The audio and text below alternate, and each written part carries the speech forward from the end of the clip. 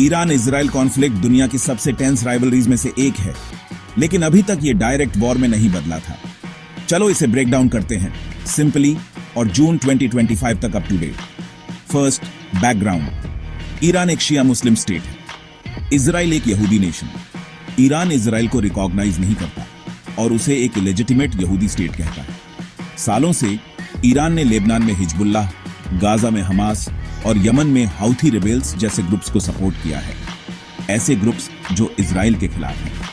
अब की इवेंट्स। सालों से ये एक शैडो वॉर रही है, साइबर अटैक्स, सैबोटेज और टारगेटेड किलिंग्स। स्टक्सनेट याद है? 2010 में इजराइल ने उस वायरस का यूज करके ईरान के न्यूक्लियर प्रोग्राम पर अटैक किया था। फिर सीरिया है।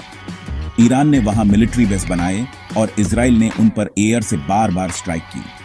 इजराइल को लगता है कि ईरान सीरिया का यूज अपनी बॉर्डर्स के करीब मिसाइलें लाने के लिए करता है।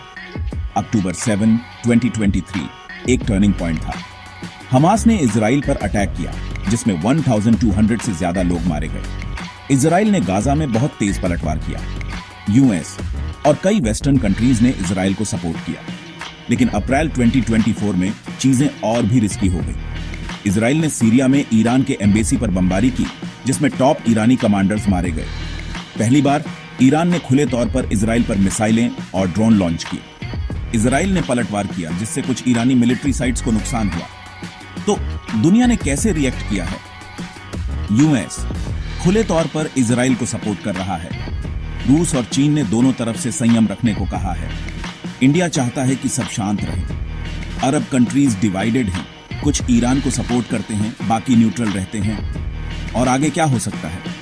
एक फुल ब्लोन वॉर से मिडिल ईस्ट में हिंसा फैल सकती है। एक न्यूक्लियर क्लैश अनलाइकली है, लेकिन रिस्क है।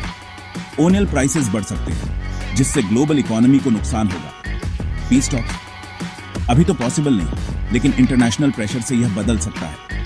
In short, Iran Israel conflict सिर्फ दो कंट्रीज के बारे में नहीं है। ये रिलीजन, स्ट्रेटेजी और ग्लोबल पॉलिटिक्स के बारे में है। अभी के लिए ये एक लिमिटेड वॉर है, लेकिन अगर ये एस्केलेट होता है तो ये पूरे रीजन को कैओस में घसीट सकता है।